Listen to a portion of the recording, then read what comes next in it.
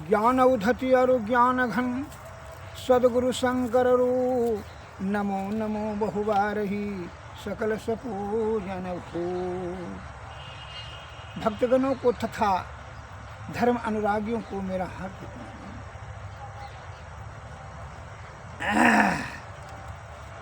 सत्संग योग सामवेद के अध्याय 2 में आया है। मैत्रेय उपनिषद में क्या आया है? कर्म त्यागात 9 संन्यासो 9 पर्वो उच्चारण तू सभी संधो जीवात मनन रैक्यम संन्यासः परिकीर्तितः। अर्थात कर्म का त्याग संन्यास नहीं कहलाता है। मैंने काम धंधा छोड़ कर को जो है दे तो उसको संन्यास नहीं कहा जाता है, मैंने उसको आलसी कहा जाता है। काम धंधा मैंने कर्म का त्याग संन्यास नहीं कहलाता है। और 9 संन्यास के दीक्षा मंत्र के उच्चारण से ही सन्यासी होता है। मैंने खाली जो है ना सन्यास के दीक्षा मंत्र का उच्चारण करने के लिए जानिए, उससे सन्यासी आप नहीं हो जाएंगे। संध्याओं में जीव अर्थात संध्याओं में जीव आत्मा और परम आत्मा की एकता होनी असली सन्यास कहलाता है। संध्याओं में जीव जो है आत्मा और परमात्मा की एकता होनी चाहिए। मैंने ये जीवात्मा और परमात्मा का एकता होनी चाहिए, दोनों का कनेक्शन एक होना चाहिए, तब जो है होनी चाहिए, तो उसे असली सन्यास कहलाता है। अतः असली सन्यास वही कहलाता है। इसके बारे में दूसरा पॉइंट में बताते हैं।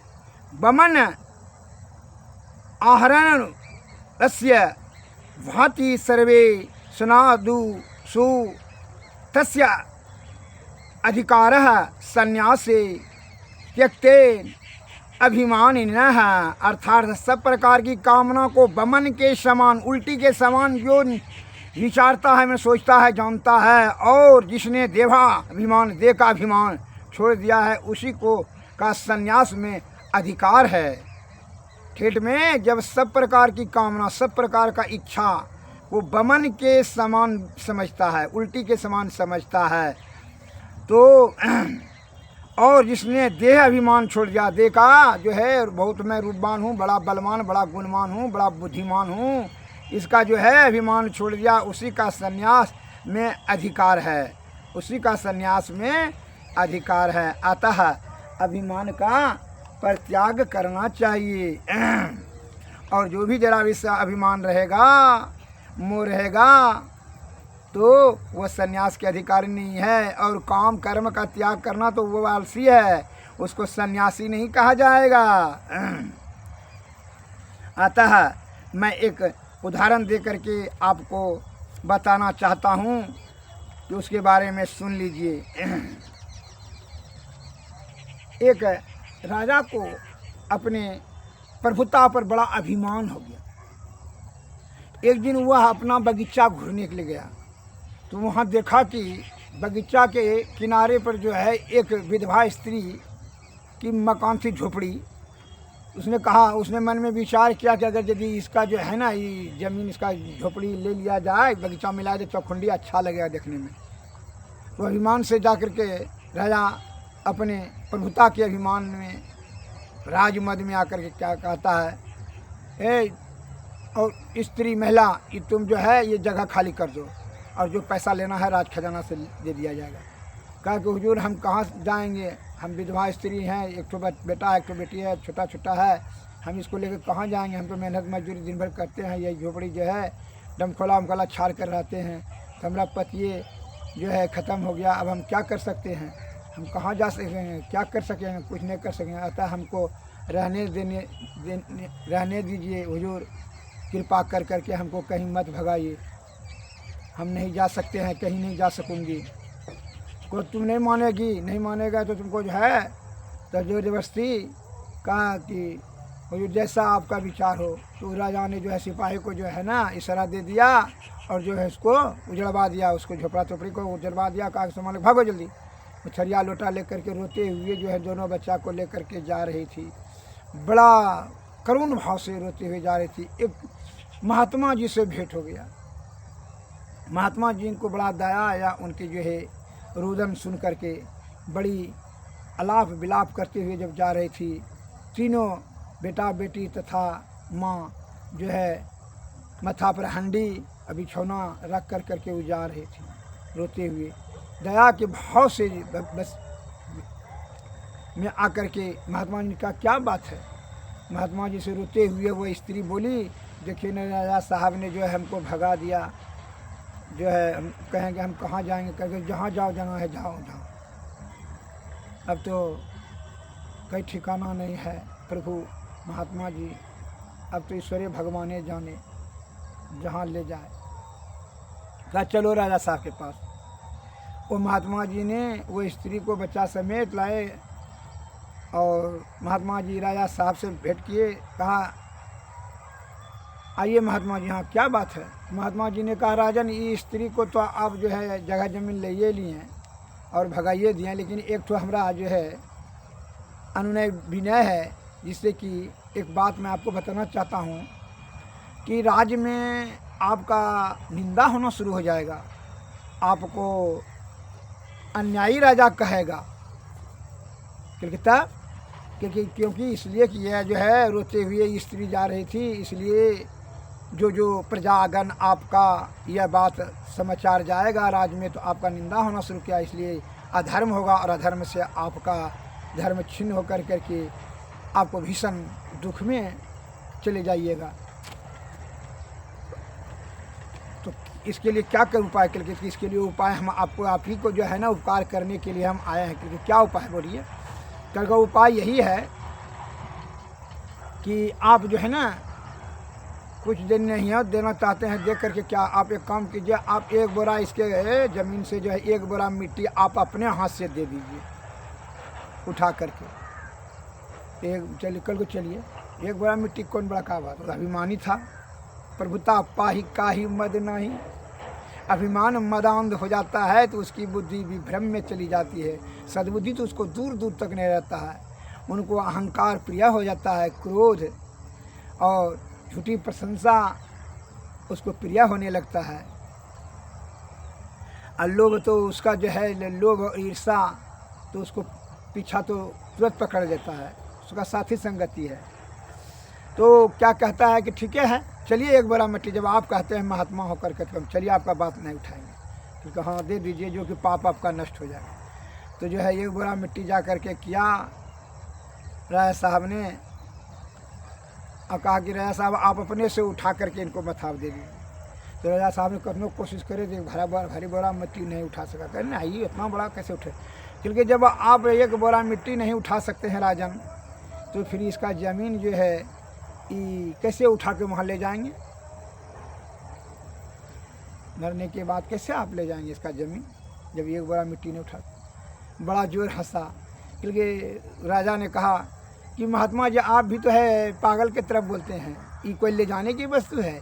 क्योंकि यही तो बात मैं आपसे सीखने के लिए आया कि जब ये कोई चीज़ ले जाने की नहीं वस्तु नहीं है, मैं तो निश्चित है ना, ये तो जानते हैं ना अटल सत्य। हाँ ये बात तो जानते हैं। जब जानते हैं तो फिर अन्याय करने की ज़रूरत क्या है इसकी बद्दुआ लेने के लिए। और राजपाट में सभी जितने भी आदमी सुनेगा सब ने आपको बद्दुआ देगा और अन्यायी राजा कहेगा, आपका निंदा होगा, जिसके कारण से आपका धर्म छिन्न हो जाएगा। पुनः आप जो है क्या होगा 84 लाख जन्म में चले जाएंगे। इसलिए ऐसा कुकार्य मत कीजिए, कुकर्म मत कीजिए। आप अहंकार से युक्त हो गए हैं, इसलिए ऐसा करके इसके लिए राजा साहब जो है उसका ज्ञान का जो है पट खुला और महात्मा जी के चरणों में गिर करके क्षमा मांगने ठीक है। तब जो स्त्री को जो है वह मकान वहाँ से बढ़िया से बनवा दिया और कहा रहिए। इसलिए अहंकार से नहीं, जब तक अहंकार में रहेंगे, लोभ मोह मद अहंकार तृष्णा भय क्रोध ईर्षा संशय ईर्षा में रहेंगे तो आप समझ लीजिए कि आप ईश्वर तक नहीं पहुँच पा रहे हैं। वही तो माया है। उसी का तो चक्कर है। ईश्वर जो है माया के आप चक्कर में भीतर में विषय के भीतर में है, विषय से परे उठेंगे तभी आप ईश्वर को प्राप्त कर सकेंगे। सदैव इस बात को जान लीजिए। कैसे रहना है संसार में। विषय जैसे मायापति है, पर ब्रह्म श्रीहरि क्या उसको मायापति भी कहा जाता है। लेकिन जैसे सांप के मुख में विष है, लेकिन उसको विष संव्याप्त नहीं होता है। दूसरे को काटेगा तो पहले विष लगेगा, उसको विष स्वयं नहीं लगता है। उसी प्रकार मनुष्य को इस संसार में माया में रहता है, ठीक है, लेकिन कैसे रहना चाहिए। वो माया में लिप्त न हो जाए। संलिप्त होने से उनकी जो है जीवात्मा 84 लाख योनि में फिर परिभ्रमण करने में चला जाएगा। अतः उससे बचने के लिए सदैव क्या करते, ईश्वर का स्मरण चिंतन रखना चाहिए, करना चाहिए। सत्संग भक्ति भेदभाव सतोगुण में रहें, सदगुरु के शरण में जाएं। काय कर से कर्म करहि विधि नाना, चितरा को जहाँ कृपा निधाना। कर से कर्म करें और चित्त को या शुद्ध चित्त को जो है आत्मा को सूरत को हमेशा ईश्वर के प्रति रखें। इसी में आपका क्या होगा, लौकिक और अलौकिक दृष्टि से सुख और परम सुख की प्राप्ति होगी। अर्थात यहाँ का आनंद और वहाँ का परम आनंद प्राप्त हो जाएगा। इसके लिए सदगुरु की मार्गदर्शन की अति आवश्यकताएं हैं, इसमें जरा भी संशय नहीं है। एक बात तो ये सभी जान लिए कि संपत्ति साथ नहीं जाएगी। यह विषय से आप लिप्त होकर के जीवात्मा को 84 लाख योनि में जरूर धकेल देंगे। इसलिए विषय से ऊपर उठने के लिए आप आदत बनाइए। इसके लिए सत्संग में जाना, सदगुरु के शरण में रहना, सतोगुण में सदाचार का पालन करना, यह सद्बुद्धि से कार्य करना, ये रहना परम आवश्यक है। अतः इसके लिए आप क्या करेंगे कि शुद्ध चित्त आत्मा को रखें और मेहनत। विषयों में सुख नहीं होता है। विषय में, विषय 20 शब्द से बना है। विषय में सुख नहीं होता है। विषयों से नाना प्रकार का दुख होता है। मैं एक तो आपको उदाहरण दे देता हूँ, जरा सुन लीजिए। विषय रूपी भ्रम में पड़ करके मनुष्य कैसे दुख में दलदल में फंस जाता है, जो कि यह आयु जो है छीन कर देता है विषय में सुख प्राप्त करने के इच्छा से, और अंतिम में आता है क्या, दुख ही दुख देता है। मरने के समय में भी जो है उसको भ्रम हो जाता है। वो विषय आसक्त होकर के जो है दशम द्वार से होकर के वो विधि नहीं जानता है, विषय की उसको आदत है, तो मरने के समय में विषय का ही चिंतन करेगा। इसलिए 84 लाख योनि में चला जाता है। विषय में सुख नहीं होता है। एक राजकुमार ने कैसे विषय का भ्रम होता है, सुख का केवल भ्रम होता है। ध्यान से सुनिएगा। एक राजकुमार ने स्नान करने के लिए गए। कहाँ गए? नदी के किनारे। उसके बारे में सुन लिया जाए। तो जब नदी के किनारे कपड़ा लेता और जो है अपना हार, कीमती हार जो है खोल करके उस जगह वृक्ष में किनारे में रख दिया और नदी में प्रवेश किया स्नान करने के लिए। और कौवा उधर से आया, वो हार को, जो कीमती हार था, उसको ले करके उड़ गया। और उड़ करके वही रास्ता में, बहुत दूर पर रास्ता में एक वृक्ष के डाली पर टांग दिया कौवा ने, और उड़ करके भाग गया। वो खाने का वस्तु समझा, लेकिन खाने का वस्तु नहीं था, वो तो मोती का हार था, बहुत कीमती था। उसने वो डाल पर जो है वो हार को रख करके भाग गया। तो क्या करते हैं, तो राजकुमार ने खोजा, बहुत खोजा, नहीं मिला। तो निराश होकर के जाने लगा। तो वही रास्ता में विशाल वृक्ष देखा और नीचे में जो है नाली पानी बह रहा था। तो पानी में उसका जो चित्र देखा, किसका, वो हार का, जो वृक्ष पर लटक रहा था। उसने पानी में खूब खोजने लगा, तो यही हार हमारा है। बस वो पानी में खोजा, कदोड़ हो गया, फिर नहीं मिला। जो है अनंतर जो है हार गया, फिर अस्थिर होने दिया, फिर कहा कि अब जो है ना खोजे। एवं प्रकार से जब परेशान हो गया तो ऊपर में मुड़की उठा के देखा कि वहाँ जो है वृक्ष में हार है। क्योंकि उसको खुश हुआ कि हमको भ्रम के कारण से हम यहाँ पानी में खोज रहे हैं, हार तो वहाँ ऊपर में है। तब वो वृक्ष पर चढ़ करके लिया। इसलिए भ्रम में, विष में, उसी प्रकार ये जीवात्मा को ऊपर में चढ़ाइए, ब्रह्म की ओर चढ़ाइए, वहाँ परम आनंद है। जीवात्मा को परम आनंद में चला जाएगा। इसके लिए क्या करना चाहिए यह युक्ति ऊपर में जीवात्मा को 10वें दरवाजे सुषुम्ना नाड़ी से, बिंदु से और अनाहदनाद से होते कि सार शब्द शब्द मंडल और सार शब्द में और निशब्द में परब्रह्म में मिल जाएगा। इसके लिए क्या करना चाहिए सदगुरु ही ने बताएंगे। इसका मार्ग सदगुरु के शरण में जाना परम, इसलिए उनका स्तुति करें किसका, सदगुरु का, तभी वह जो है उनकी कृपा से आपको वह युक्ति प्राप्त होगा। तो हमारे गुरु महाराज ने बताया है कि सदगुरु का कैसे स्तुति करना चाहिए। सदगुरु चरण टहल नित करिए, नर्तन के फल यही है, अयुग युग जग में सोवत बीते, सतगुरु दिहल जगाए।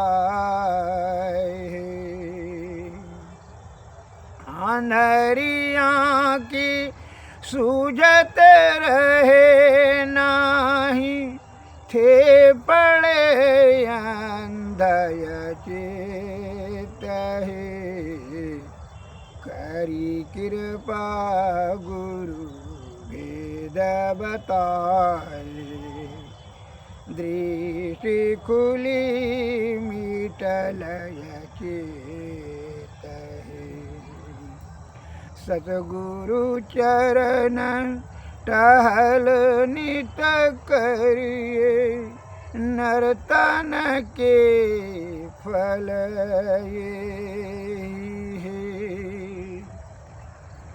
भापर कास मिटल अंधियारी, सुख भयल बहुत रहे, गुरु कृपा की कीमत नाही, मिटल 84 के फेर रे, सदगुरु चरण टहल नित करिए, नर्तन के फल अधन धन धान्य बाबा देवी साहब, सदगुरु बंदी छोरहे, तुम समभेदी नाना दयालु, मैं ही कहत कर जोरी, सदगुरु चरण टहल नित करिए, नर्तन के फल यही है। सदगुरुवे नमः, सदगुरुवे नमः। अर्थात गुरु का चरण का आप नित्य टहल करें, अर्थात उनके चरणों का सेवा सुश्रा करें, दृढ़ संकल्प श्रद्धा युक्त होकर के आस्था पूर्वक। ये 84 दुनियों का जो फेरा है उनकी कृपा से ही छिन्न भिन्न होगा, अर्थात जीवात्मा को परब्रह्म की प्राप्ति संभव होगा, यह गुरु की कृपा से। अतः निष्कपट और निश्चल भाव से गुरु का, सदगुरु का चरण का टहल करें, अर्थात सेवा करें, अत्यंत लाभ मिलेगा। कैसा अद्भुत और चमत्कारी ये जीवात्मा को फिर जो है परमात्मा की प्राप्ति अर्थात मोक्ष की प्राप्ति जो है आपका मार्ग प्रशस्त हो जाएगा, इसमें जरा भी संशय नहीं है। तभी जो है उन्होंने ही पिंड और ब्रह्मांड का भेद बताएंगे कि कैसे यह जीवात्मा को जो है किस प्रकार परब्रह्म की ओर बढ़ाया जा सकता है। कहा है कि 10वां दरवाज़ा से, और यह युक्ति नहीं रहेगा तो आप जो है यह अंधियारी में 9 दरवाजा में से किसी दरवाजे से विषया आसक्त होकर के प्राणवायु जीवात्मा निकलेगा, फिर 84 लाख योनि में चला जाएगा। फिर जो है अनादिकाल से है दुख सुख रोग शोक संताप जीवन मरण बुढ़ापा जवानी मृत्यु जन्मना मरना ये सब झेलते रहिएगा। अतः उससे पूर्ण मुक्ति के लिए सदगुरु के शरण में जाएं और उनका निष्कपट और निश्चल होकर के सेवा करें। सद्गुरुवे नमः, सद्गुरुवे नमः। जय हिंद, जय भारत, नमस्कार।